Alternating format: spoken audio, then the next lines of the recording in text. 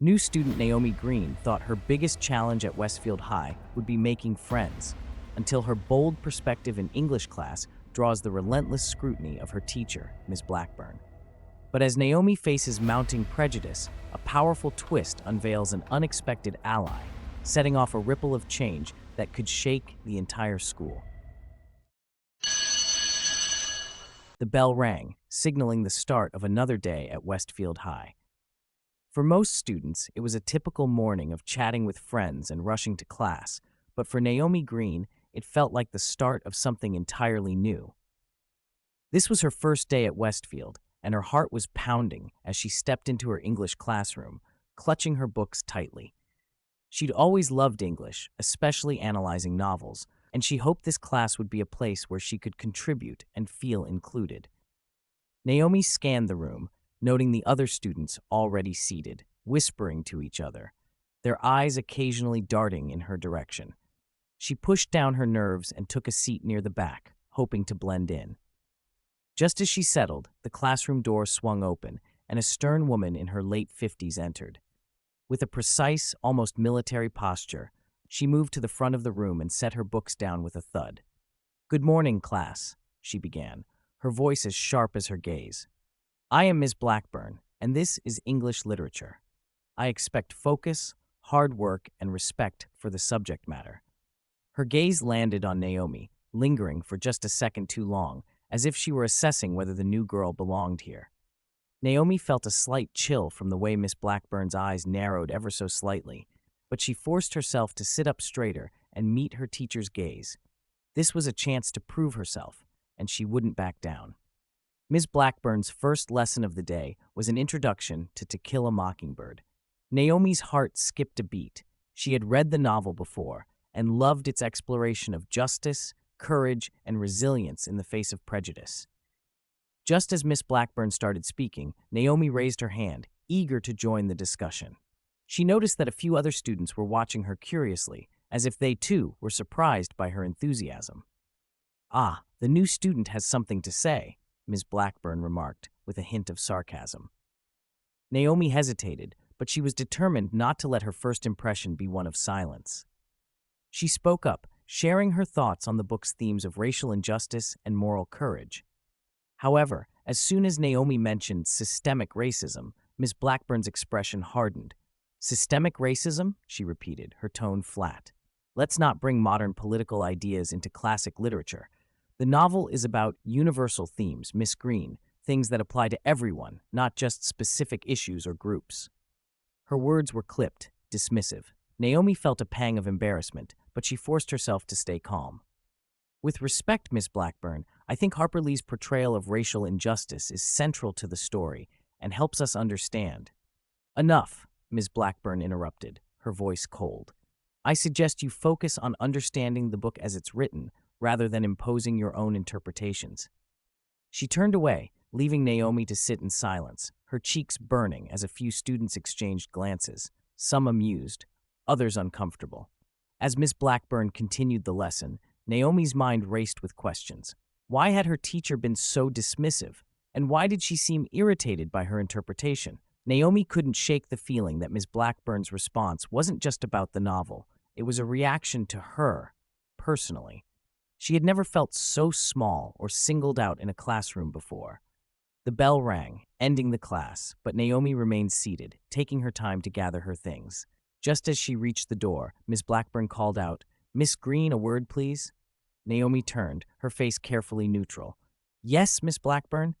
The teacher's smile was tight, her tone laced with condescension. "I hope you understand that in this classroom, we focus on facts, not opinions. If you want to succeed here, you'll need to separate your personal feelings from academic analysis." Naomi took a steadying breath. She wanted to challenge Ms. Blackburn's assumption, to explain that her analysis wasn't personal, but informed by a genuine understanding of the text. But she knew that arguing would likely only make things worse. Instead, she gave a polite nod. "I understand, Ms. Blackburn. I look forward to demonstrating my analysis skills in our next discussion." Ms. Blackburn's lips pressed together in a thin line, clearly unimpressed. "Good. Let's keep it professional, Miss Green."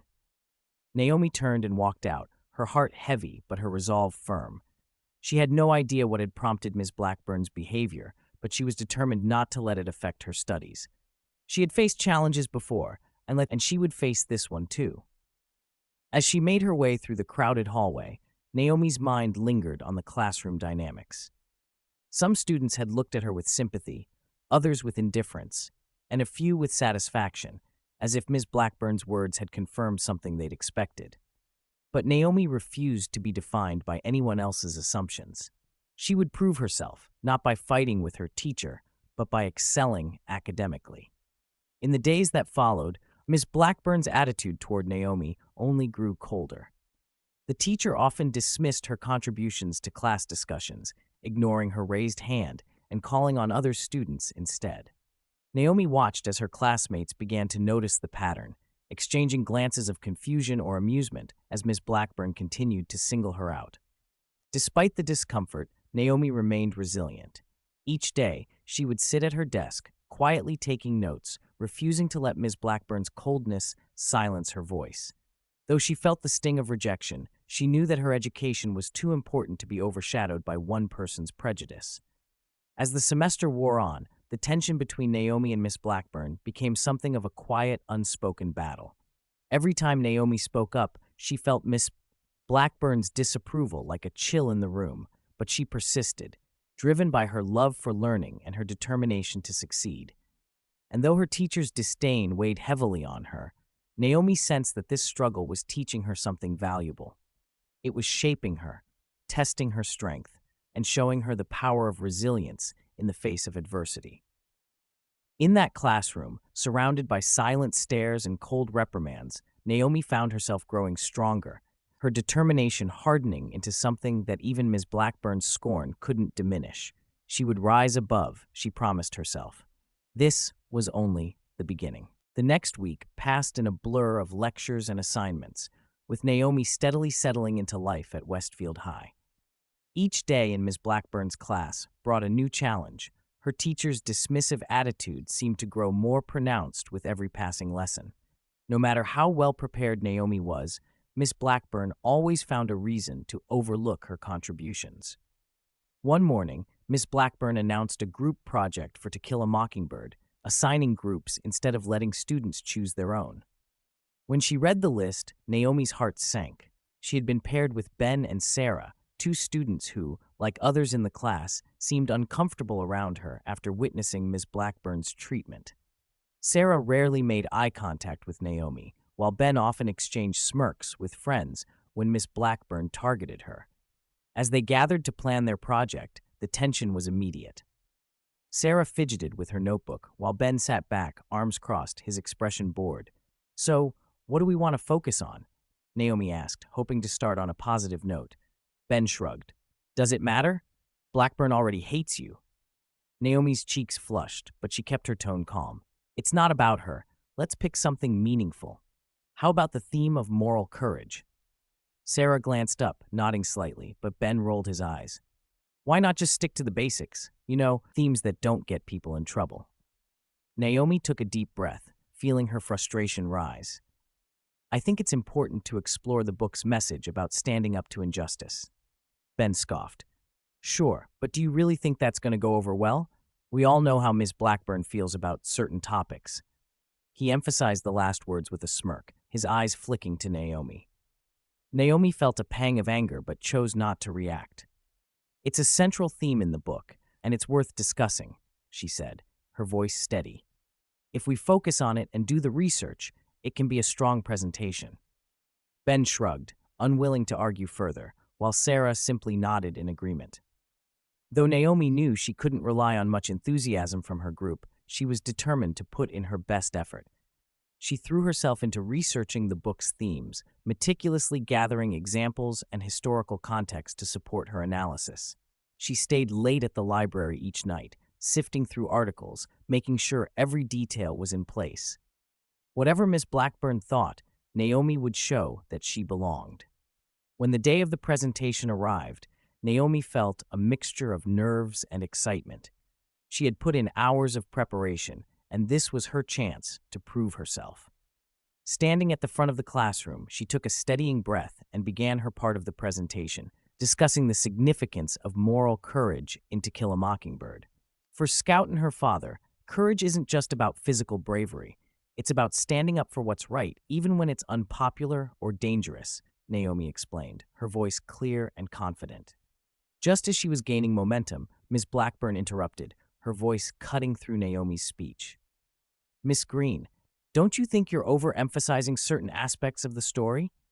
Naomi felt her stomach tighten, but she met Miss Blackburn's gaze calmly. No, I believe this theme is essential to understanding Harper Lee's message. Miss Blackburn's lips curved into a cold smile. Perhaps, but one could argue that focusing on a single interpretation limits our understanding of the novel's broader literary value. Don't you think you're letting personal opinions overshadow objective analysis? The class fell silent. Naomi felt the weight of everyone's eyes on her, waiting to see how she would respond. Taking a deep breath, she replied, I've supported each point with textual evidence. I think my analysis aligns with the author's intent. Miss Blackburn's smile faded, her eyes narrowing. Be careful, Miss Green. You're skating close to defiance. This classroom is for academic rigor, not soapboxes. The words stung, but Naomi held her ground. With respect, I believe analyzing the text's themes fully is part of that rigor. Miss Blackburn's expression darkened, but she didn't respond. Instead, she turned to Ben and Sarah. Let's hear from the others. Perhaps they can provide a more balanced perspective. Ben, clearly intimidated, mumbled a few non-committal statements, while Sarah barely managed a sentence, her face flushed with discomfort. Naomi could see the unease in their eyes. They were just as affected by Ms. Blackburn's scrutiny as she was, though in a different way. After the presentation, Naomi returned to her seat, her confidence rattled, but her resolve intact. She glanced around the classroom, catching the sympathetic gaze of a few classmates who had been watching closely. She could feel their silent support, even if they didn't dare speak up. But it wasn't enough to erase the sting of Ms. Blackburn's words. The class continued as usual, but Naomi felt the heavy weight of Miss Blackburn's resentment hanging in the air. Her teacher's sharp gaze followed her throughout the lesson, an unspoken reminder that Naomi's voice was not welcome. As the bell rang, signaling the end of class, Naomi gathered her things, fighting back the frustration bubbling inside her. She was determined not to give Miss Blackburn the satisfaction of seeing her upset. As she stepped into the hallway, she could hear whispers from her classmates, some admiring her resilience, others speculating about Miss Blackburn's motives. In the days that followed, the tension only grew. Ms. Blackburn continued to single her out in subtle ways, ignoring her raised hand, making dismissive comments when Naomi shared her thoughts, and assigning her extra work under the guise of helping her catch up. Naomi knew it was unfair, but she refused to let it break her. She would rise above it, she promised herself. Despite the challenge, Naomi found small moments of encouragement. A classmate named Lily, who sat nearby, started leaving her quiet notes of encouragement, scribbling phrases like, "Great job today," or "Don't let her get to you." Lily's silent support became a lifeline, reminding Naomi that she wasn't alone in facing Miss Blackburn's prejudice. Naomi's silent resilience began to change the classroom dynamics. Some students started to see Miss Blackburn's actions for what they were: petty, discriminatory, and unfair. Others, emboldened by her behavior, snickered or looked on with morbid curiosity, enjoying the drama unfolding before them. But Naomi had no intention of letting her teacher define her experience. She continued to do her best, pouring herself into her studies, determined to prove her worth through her work. Each assignment, each discussion, each analysis was a small act of resistance, a way of asserting her right to be heard and respected. As the semester wore on, Naomi found herself growing stronger, more resilient in the face of Ms. Blackburn's silent hostility. The experience was difficult, often painful, but it was also shaping her, revealing strengths she hadn't known she possessed. And though she didn't know it yet, her silent fight was inspiring those around her. The quiet courage she displayed each day was sowing seeds of change in a place that had long been closed off to voices like hers. Presentation day had arrived, and Naomi felt a mix of excitement and apprehension as she prepared her materials. This would be her opportunity to show her hard work and dedication, a chance to prove that her understanding of To Kill a Mockingbird was valid, no matter what Ms. Blackburn thought. She had stayed up late preparing, fine-tuning her points, and practicing her delivery until her words felt both steady and strong. When Naomi entered the classroom, she felt the familiar chill of Miss Blackburn's gaze as her teacher watched her take her seat. A few classmates gave Naomi encouraging nods, and Lily mouthed a quick, "good luck," with a thumbs up, reminding her that she wasn't completely alone. Naomi clutched her notes, silently grounding herself. She was ready for this. As the class settled, Miss Blackburn stood at the front, calling for attention with her usual stern expression. "Today, we'll be listening to presentations on the themes of To Kill a Mockingbird," she announced. Her eyes lingered on Naomi. "Remember, this is an academic setting, so let's keep our analysis focused and free from personal interpretations that stray from the text." Naomi felt the weight of Miss Blackburn's words, but didn't let them shake her. She had done her research, and she was prepared to defend her points if necessary. She took a steadying breath as her group was called to present, and, with her shoulders squared, she moved to the front of the room. Starting with the book's broader themes, Naomi focused on moral courage, how it manifests not just as physical bravery, but as standing up for justice even when it's difficult. She highlighted how To Kill a Mockingbird explores racial prejudice and the moral conflicts that arise in the face of injustice. She cited specific passages, drew connections to historical context, and made her case with calm confidence. Just as she finished one of her main points, Miss Blackburn raised a hand, signaling her to stop. "Miss Green," she said, a smirk playing on her lips, "don't you think you're exaggerating the importance of racial issues in this novel? After all, the book isn't just about race. Perhaps you're letting personal perspectives cloud your judgment." A few students shifted uncomfortably in their seats, and Naomi could feel the collective tension in the room. But she was ready. She took a deep breath and met Miss Blackburn's gaze evenly. "With all due respect, Miss Blackburn, the author's portrayal of racial injustice is central to the story's message. Ignoring it would overlook a significant part of what Harper Lee intended." Miss Blackburn's smirk faded, her eyes narrowing. "And what makes you so sure of the author's intentions? Perhaps you're simply focusing on a narrative that suits your own viewpoint." The challenge hung in the air, heavy and charged. Naomi felt her heart pounding, but she held her ground. "I've supported my points with textual evidence and scholarly sources," she replied, keeping her voice steady. "I believe this analysis reflects a fair and accurate understanding of the book." For a moment, Miss Blackburn looked taken aback, as if surprised by Naomi's composure. But then her expression hardened. "Well," she said, her tone cold, "let's move on. Perhaps your classmates can offer a more balanced view." She turned to Ben and Sarah, both of whom appeared reluctant to say anything at all. After a few mumbled statements from Ben and a nervous nod from Sarah, Ms. Blackburn cut them off, her disinterest in their contributions obvious. "Thank you. That will be all," Miss Blackburn said, her gaze sliding past Naomi dismissively. "Take your seats." Naomi returned to her desk, her heart still racing but her resolve unwavering. She had stood her ground, and while the confrontation had left her rattled, she knew she hadn't backed down. A few classmates gave her quiet looks of admiration, and Lily whispered, "You were amazing," as Naomi passed by. But Miss Blackburn's attitude only grew colder. Over the next few days, she continued to target Naomi subtly, assigning her extra work to help her keep up and dismissing her attempts to participate in discussions. Naomi's patience was wearing thin, but she knew speaking out would only make things worse. One day after class, just as Naomi was gathering her things, Ms. Blackburn approached her with a thin smile. "Miss Green, I'd like to schedule a meeting with your parents," she said smoothly. "I think it would be beneficial to discuss your academic performance and attitude." Naomi's heart sank. She knew exactly what Miss Blackburn intended, to undermine her in front of her family, to paint her as a disruptive, unfit student. "I'll let my parents know," Naomi replied, her voice steady despite the frustration bubbling inside her. "Good," Miss Blackburn replied, her tone dripping with false warmth. "I think they'll be very interested in what I have to say." As Naomi left the classroom, she felt a knot of anxiety twist in her stomach. She was dreading the meeting, fearing that her parents wouldn't understand the depth of Miss Blackburn's prejudice, but she had no choice but to face it. The day of the meeting arrived, and Naomi's parents, Mr. and Mrs. Green, arrived at the school office where Miss Blackburn was waiting, her posture poised and professional. Naomi could see the faint look of satisfaction in her teacher's eyes as she shook hands with her parents.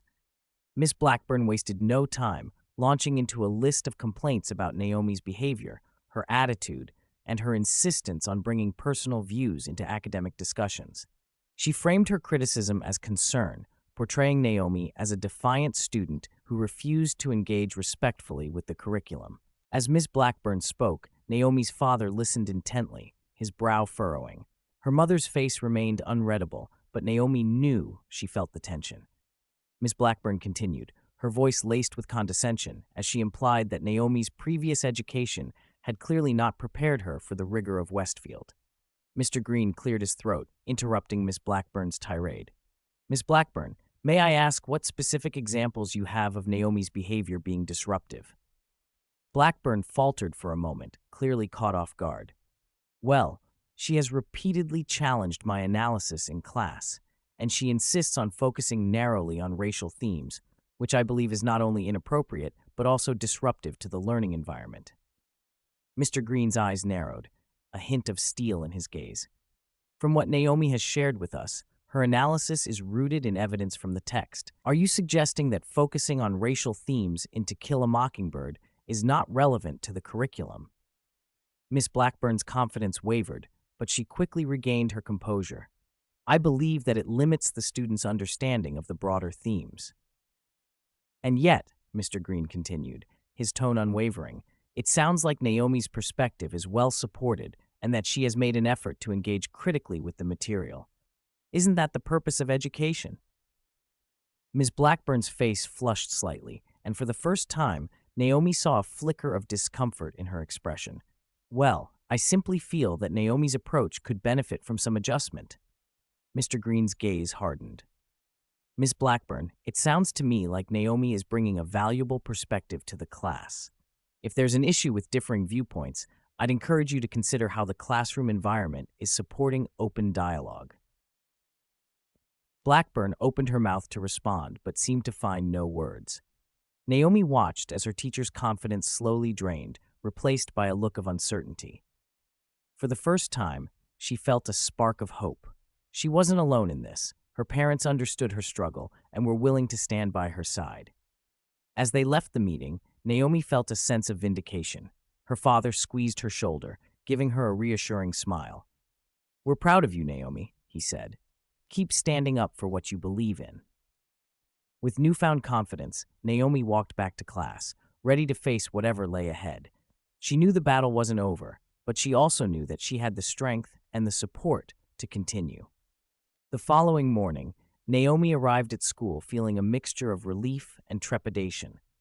The meeting with Miss Blackburn had been intense, but her parents' support had strengthened her resolve. As she walked down the hallway to her English class, she noticed whispers trailing her and curious glances from classmates who seemed to sense that something significant had happened. When Naomi entered the classroom, Miss Blackburn was already there, her expression as stern as ever. For a moment, their eyes met, and Naomi saw a flicker of something she hadn't seen before. Hesitation, perhaps, or doubt. But just as quickly it was gone, replaced by Miss Blackburn's usual cold gaze. The lesson began as usual, with Miss Blackburn launching into an analysis of To Kill a Mockingbird's characters. Naomi listened intently, taking notes as she always did.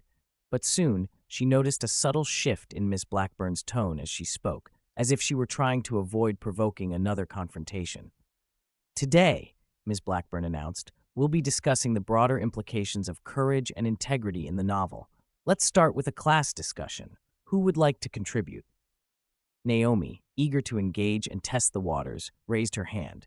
But instead of ignoring her as she usually did, Miss Blackburn called on her, though with a stiff nod. "Go ahead, Miss Green," she said, her tone carefully neutral. Naomi took a deep breath and shared her thoughts, weaving in some of the points she'd brought up in her project. She spoke about how moral courage often meant standing up to prejudice and injustice, regardless of personal consequences. When she finished, there was a pause, and then a few classmates nodded in agreement. For the first time, Naomi felt her words had landed without immediate dismissal. But just as Naomi's confidence began to grow, a voice spoke up from the back of the room. It was Liam, a popular boy known for his charismatic but sometimes callous sense of humor. "Come on, why are we making everything about race?" he said, rolling his eyes. "It's just a book. Maybe we should just focus on the stuff that actually matters." A ripple of uncomfortable laughter spread through the classroom, and Naomi felt a familiar knot in her stomach. Miss Blackburn, instead of redirecting the conversation, remained silent, her expression unreadable. For a moment, it felt like the progress Naomi had made was slipping away. But before Naomi could respond, another voice cut in. It was Lily, the classmate who had quietly supported her with notes of encouragement. "Actually, Liam, I think Naomi has a point," Lily said, her voice soft but firm. "The book does talk about courage, and part of that is addressing tough issues. Ignoring them doesn't make them go away." Liam frowned, clearly taken aback, and Miss Blackburn shifted uncomfortably. "Thank you, Lily," she said, her tone neutral. "Let's move on to the next topic." Naomi glanced at Lily, who gave her a small, encouraging smile. Her heart swelled with gratitude, knowing that she wasn't alone in her fight. It was a small victory, but it reminded her that her persistence was having an impact. The next day, however, Naomi's optimism took another blow. Just as the class was settling in, Miss Blackburn cleared her throat and addressed the room with a thin smile. "I've decided that for the good of the class, we should have a parent-teacher conference regarding Miss Green's academic performance," she announced, her gaze sweeping over Naomi with a triumphant gleam. "It's important to ensure that all students are keeping up with our standards." Naomi's heart dropped. She knew this was a veiled threat, a way for Miss Blackburn to assert control and make her feel small. But just as dread began to settle over her, the classroom door opened. Standing there, with a calm but commanding presence, was Mr. Green, her father. A hush fell over the room as students looked back and forth between Miss Blackburn and Mr. Green. Miss Blackburn's smirk faltered slightly, but she quickly composed herself. "Mr. Green," she said, feigning surprise, "I didn't realize you'd be visiting us today." Mr. Green smiled politely, his gaze steady. "Actually, Miss Blackburn, I'd like to join the class for a bit. I believe a little perspective from an outsider can sometimes be helpful."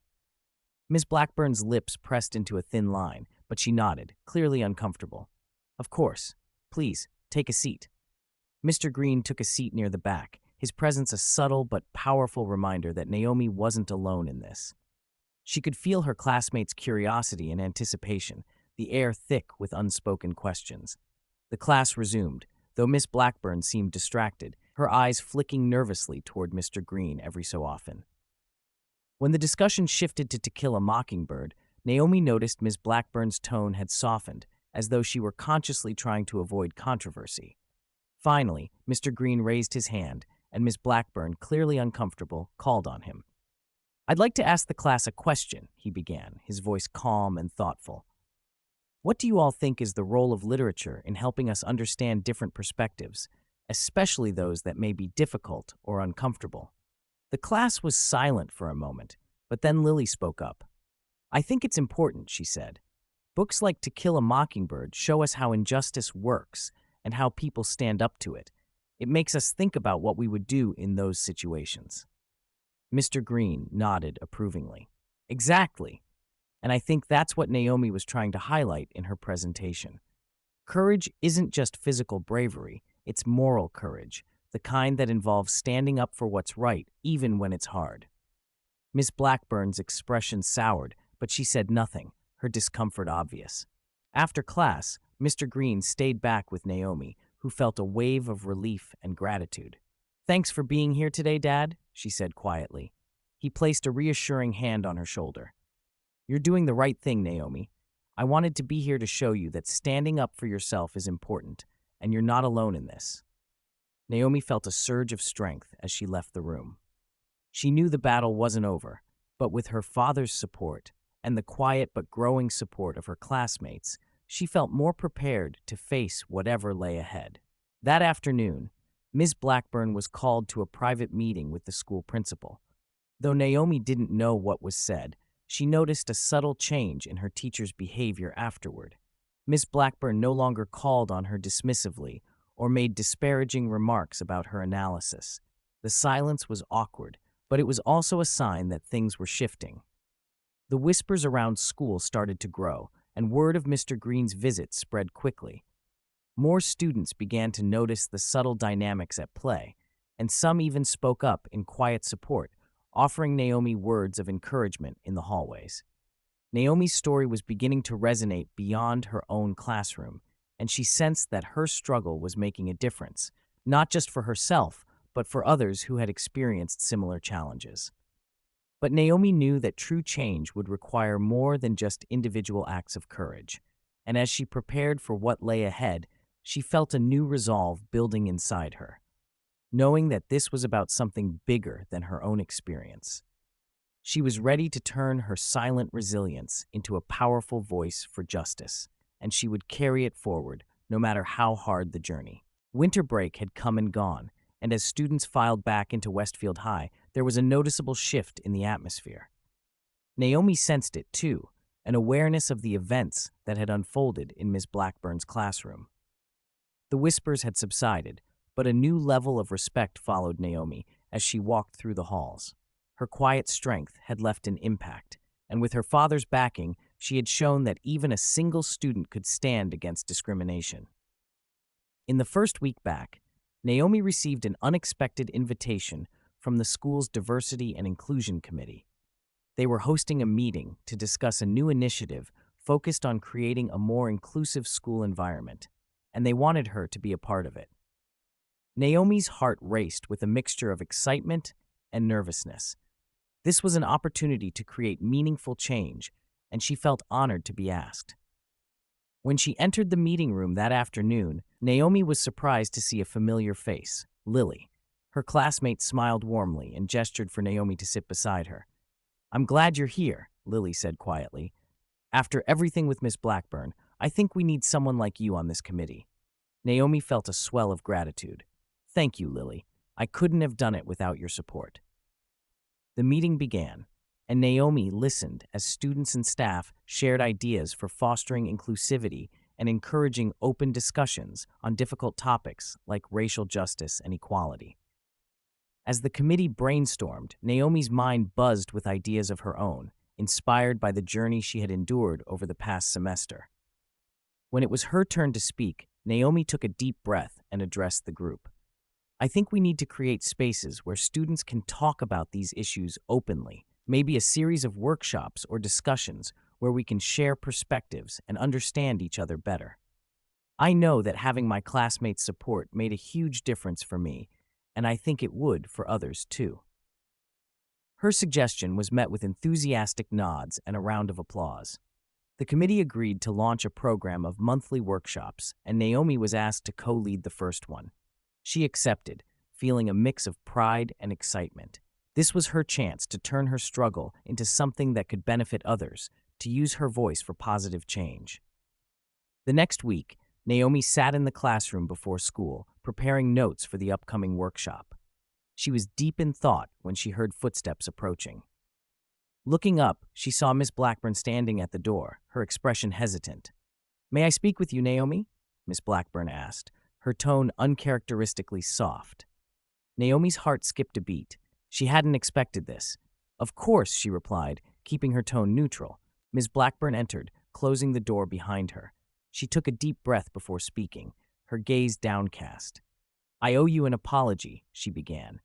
I realize now that I allowed my own biases to cloud my judgment. It was wrong of me to dismiss your contributions and to treat you as I did." Naomi was silent, her emotions a mixture of surprise and relief. She had never imagined Miss Blackburn would acknowledge her actions, let alone apologize. "I didn't handle our discussions fairly, and I certainly didn't provide the supportive environment that every student deserves," Miss Blackburn continued, her voice tinged with regret. "I understand if it's too late, but I wanted you to know that I am genuinely sorry." Naomi took a moment to process the words. She could feel the sincerity in Miss Blackburn's voice, and a part of her wanted to hold on to the anger she had felt for so long. But another part of her, the part that had learned resilience and grace through this experience, felt ready to forgive. "Thank you, Miss Blackburn," she said finally. "I appreciate your apology. It wasn't easy to go through, but I think it made me stronger." Miss Blackburn nodded, her shoulders sagging with relief. "You're an incredible young woman, Naomi. I hope you continue to use your voice. It's powerful and it's needed."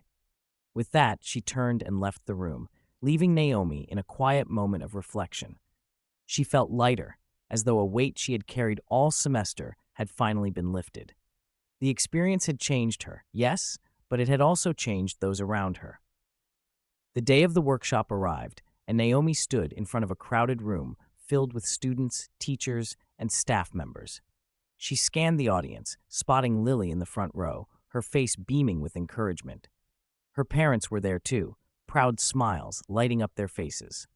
Even Miss Blackburn had come, sitting quietly in the back, a look of respect and humility on her face. Naomi took a deep breath and began. She shared her story, speaking honestly about the challenges she had faced, the frustration, and the moments of doubt. But she also spoke about the strength she had found within herself, and the support from friends, family, and even classmates she hadn't expected. "This experience taught me that standing up for yourself isn't always easy, but it's worth it," she said, her voice steady. "Sometimes it's not about changing one person's mind. It's about showing others that they have the power to stand up too. And I hope that's what we can accomplish here, together." The room erupted in applause, and Naomi felt an overwhelming sense of accomplishment and peace. She had taken something painful and turned it into something meaningful, something that could create a ripple effect far beyond her own experience. As the audience dispersed, many students approached Naomi, sharing their own stories and expressing admiration for her courage. Naomi's heart swelled with pride and gratitude. She was no longer the quiet, intimidated new girl she had been at the start of the semester. She had found her voice, and with it, the confidence to inspire others. In the weeks that followed, Westfield High began to change. The monthly workshops were a success, and students from all backgrounds started to participate, creating an environment where diverse voices were valued and respected. Naomi became a leader within the school, her story resonating with countless others who had experienced similar struggles. The support of her community grew stronger each day, and Naomi found a sense of belonging that she hadn't felt before. Her journey had transformed her and her school into a place where courage and resilience could flourish. And as Naomi walked down the halls of Westfield High, surrounded by classmates who looked at her with admiration and respect, she knew that she had truly made a difference. Her story was no longer just about her. It was about everyone who had ever felt silenced, everyone who had ever felt unseen. Naomi had discovered that her voice mattered and that one act of courage could inspire others to find their own. Her journey was just beginning, but she was ready to face it with the strength and resilience she had built through every challenge. In the end, Naomi's story became a testament to the power of standing up for oneself and for others, a story of strength in silence and ultimately of finding her voice. Don't forget to like and subscribe to our YouTube channel so we can keep bringing you the best stories.